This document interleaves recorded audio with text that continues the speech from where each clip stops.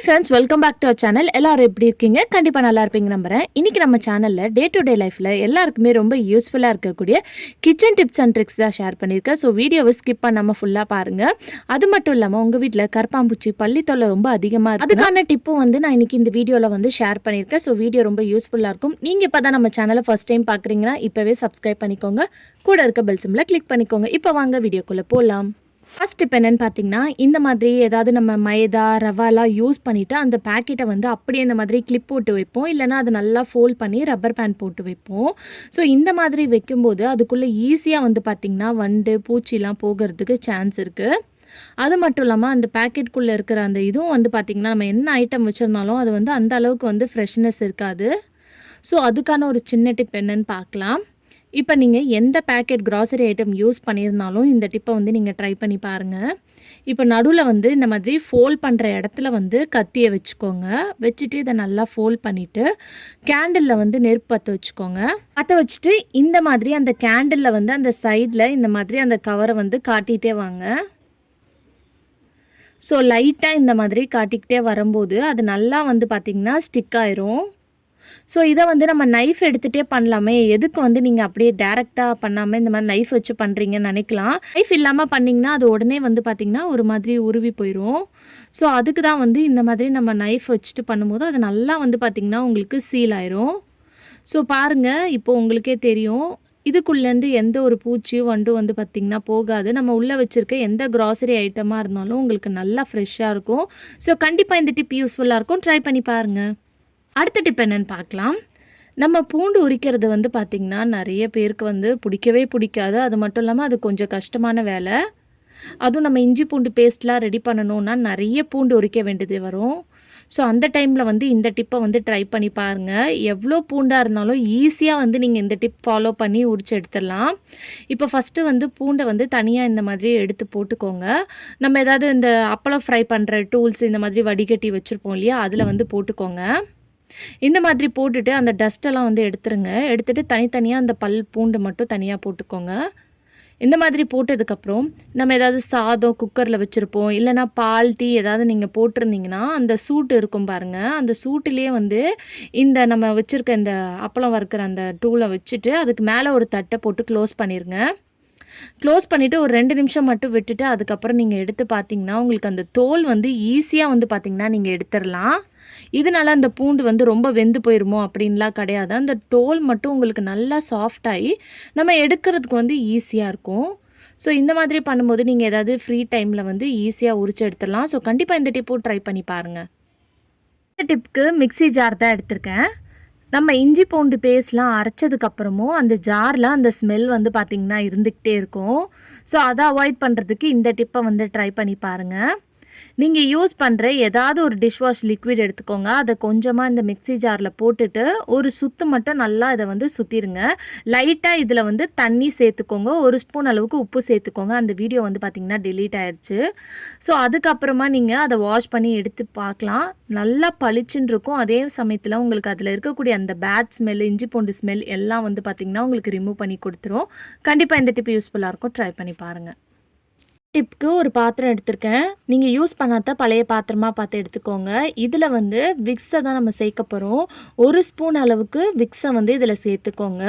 இது எதுக்குன்னு சொல்லிட்டு நம்ம பார்க்கலாம். இந்த விக்ஸ் வந்து பார்த்திங்கன்னா உங்களுக்கு ஒரு மேஜிக் மாதிரி ஒர்க் ஆகும். ஸோ இப்போ இதை சேர்த்ததுக்கப்புறம் இது கூட வந்து நம்ம பேக்கிங் சோடா தான் சேர்த்துக்க போகிறோம். அதாவது சமையலுக்கு யூஸ் பண்ணுவோம் இல்லையா, ஆப்போ சோடா, அதை வந்து சேர்த்துக்கோங்க. ஒரு 1லேருந்து 2 ஸ்பூன் அளவுக்கு நீங்கள் சேர்த்துக்கோங்க. இப்போ இதை சேர்த்ததுக்கப்புறம் இது கூட நீங்கள் வினிகர் இருந்தால் சேர்த்துக்கலாம். அப்படி வினிகர் இல்லைன்னா லெமன் ஜூஸ் இருந்துச்சுன்னா சேர்த்துக்கோங்க. நான் இன்றைக்கி வந்து லெமன் ஜூஸ் தான் சேர்த்துருக்கேன். நம்ம நிறைய லெமன் வந்து இந்த மாதிரி ஸ்கின்லாம் கலர் சேஞ்ச் ஆயிடுச்சுன்னா யூஸ் பண்ண மாட்டோம். அதை வந்து நீங்கள் இந்த மாதிரி க்ளீனிங் பர்பஸ்க்கெலாம் யூஸ் பண்ணிக்கலாம். ஸோ இதை கட் பண்ணிவிட்டு இதில் 1/2 லெமன் ஜூஸ் தான் நான் சேர்த்துக்கிறேன். உங்ககிட்ட லெமன் ஜூஸ் இல்லைன்னா கண்டிப்பாக வந்து வினிகர் வந்து சேர்த்துக்கோங்க. ஸோ இந்த ஜூஸ் எல்லாத்தையும் சேர்த்ததுக்கப்புறம் நல்லா வந்து அந்த ஸ்பூனை வச்சு நீங்கள் மிக்ஸ் பண்ணிக்கோங்க. நம்ம விக்ஸ் சேர்த்துருக்கோம் இல்லையா, அது வந்து திக்காக இருக்கும். அது வந்து நல்லா இந்த மாதிரி ஸ்பூனை வச்சு நீங்கள் மிக்ஸ் பண்ணிங்கன்னா அது நல்லா வந்து இந்த மாதிரி க்ரீமியான டெக்ஸ்சரில் வந்து நல்லா மிக்ஸ் ஆயிரும். ஸோ இந்த மாதிரி நல்லா ஒரு ஸ்பூனை வச்சு நல்லா வந்து அதை மிக்ஸ் பண்ணி விட்டுக்கோங்க. இது மிக்ஸ் பண்ணதுக்கப்புறம் இது கூட வந்து நம்ம முக்கியமான பொருள் சேர்க்க போகிறோம். அது என்னன்னு பார்த்தீங்கன்னா, அரிசி மாவு இருந்தால் அரிசி மாவு சேர்த்துக்கோங்க. அப்படி இல்லை மைதா மாவு சேர்த்துக்கலாம். அப்படி இல்லைன்னா கோதுமை மாவு கூட நீங்கள் சேர்த்துக்கலாம். கடலை மாவு கூட நீங்கள் சேர்த்துக்கலாம். இதில் எது இருந்தாலும் பரவாயில்ல. ஏதாவது ஒரு மாவு பொருள் வந்து சேர்த்துக்கோங்க. இப்போ இது எதுக்குன்னு பார்த்தீங்கன்னா, நம்ம வீட்டில் நம்மளை தொல்லை பண்ணிகிட்டு இருக்கக்கூடிய கரப்பான்பூச்சி, பல்லி, எலி இது எல்லாத்துக்குமே வந்து பார்த்திங்கன்னா, இந்த ஒரு டிப் வந்து உங்களுக்கு எஃபெக்டிவாக ஒர்க் ஆகும். ஸோ இந்த பவுட்ரு கோதுமை மாவு பவுட்ரு வந்து 2 ஸ்பூன் சேர்த்ததுக்கப்புறமா உடச்ச கடலை அப்படி இல்லைன்னா வேர்க்கடலை அதை வந்து பவுட்ரு பண்ணிக்கோங்க. இது வந்து பார்த்திங்கன்னா அந்த ஸ்மெல் வந்து அட்ராக்ட் பண்ணும். இந்த மாதிரி எலியாக இருந்தாலும் சரி, கரப்பான்பூச்சி, பல்லியாக இருந்தாலும் அதெல்லாம் வந்து அட்ராக்ட் பண்ணுறதுக்கு தான் நம்ம இந்த வேர்க்கடலை இல்லைன்னா உடச்ச கடலை பவுட்ரு பண்ணி சேர்த்துக்கிறோம். இப்போ இது எல்லாத்தையும் சேர்த்ததுக்கப்புறம் இதில் கொஞ்சமாக தண்ணி சேர்த்துட்டு நம்ம சப்பாத்தி மாவு வந்து எப்படி மிக்ஸ் பண்ணுவோமோ அதே மாதிரி நீங்கள் இந்த மாவை வந்து மிக்ஸ் பண்ணிக்கோங்க. ஸோ கண்டிப்பாக உங்கள் வீட்டில் இந்த டிப்பை வந்து ஒரு வாட்டி ட்ரை பண்ணி பாருங்கள். இதுக்கப்புறம் உங்கள் வீட்டில் உங்கள் ரூமில் எந்த இடத்துலையும் ஒரு மூலை முடுக்கில் கூட வந்து பார்த்திங்கன்னா ஒரு கரப்பான்பூச்சியோ, பல்லியோ, எலியோ வந்து இருக்காது. அந்த அளவுக்கு வந்து பார்த்திங்கன்னா இந்த டிப் வந்து நம்மளுக்கு ஒர்க் அவுட் ஆகும். இப்போ இது எல்லாத்தையும் நல்லா ஒரு சப்பாத்தி மாவு மாதிரி பிசைஞ்சதுக்கப்புறமா குட்டி குட்டி பால்ஸாக வந்து நீங்கள் இதை பண்ணி எடுத்துக்கலாம். இதில் வந்து நம்ம எந்த ஒரு கெமிக்கலும் வந்து பார்த்திங்கன்னா நம்ம சேர்க்கலை. நம்ம வீட்டில் இருக்கக்கூடிய பொருளை வச்சு தான் நம்ம ரெடி பண்ணியிருக்கோம். பட் ஆனாலுமே நீங்கள் வீட்டில் வந்து கிட்ஸ் இருக்காங்கன்னா நம்மளுக்கு கிட்ஸோட சேஃப்டி வந்து ரொம்ப முக்கியம். ஸோ அந்த மாதிரி இருக்கிறவங்க வந்து நைட் டைமில் வந்து இந்த மாதிரி அந்த பால்ஸை வந்து ரெடி பண்ணிவிட்டு உங்களுக்கு எங்கெல்லாம் வந்து எலி தொல்லை இருக்கோ அந்த இடத்துல கரப்பாம்பூச்சி, பல்லி தொல்லை இருக்கோ அந்த இடத்துல வந்து இந்த பால்ஸை போட்டு விட்டுட்டு அடுத்த நாள் காலையில் வந்து பார்த்துட்டு அப்படி இருந்துச்சுன்னா அதை வந்து எடுத்து தூக்கி போட்டுருங்க. நிறைய பேர் வீட்டில் வந்து பெட்ஸை வளர்ப்போம். அவங்களாம் எடுத்து சாப்பிட்டுட்டாலும் அது வந்து நம்மளுக்கு பிரச்சனையாக மாறிடும்.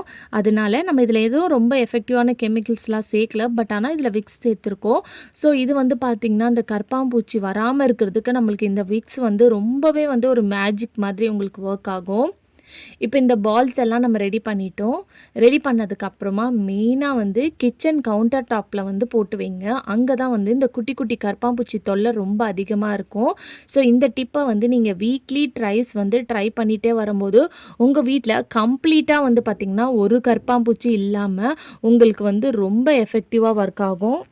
இது வந்து கரப்பாம்பூச்சி மட்டும் இல்லாமல் உங்களுக்கு எலி தொல்லைக்கும் வந்து பார்த்திங்கன்னா இந்த டிப் ஒர்க் ஆகும். பல்லி பிரச்சனை இருந்தாலும் ஒர்க் ஆகும்.